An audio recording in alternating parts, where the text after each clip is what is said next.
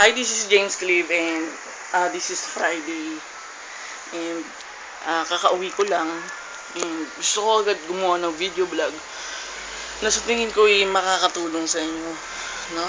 Okay, so let's start.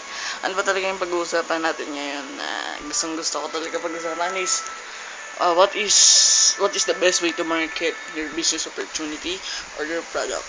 Okay. The best way to market it is syempre, first find your target market. Sino ba talaga yung target mo? If you are selling glutathiones, your target market is the people who need, who has a desire to become white. Okay?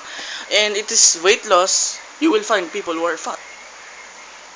Okay, so in that when in business opportunity, you will find the people who need an extra income or have a desire to run a business. Okay, so thank you for watching this video and please subscribe in my YouTube channel and wait for my another amazing videos. So thank you. This is James Lib. More power Friday. Happy Friday to all.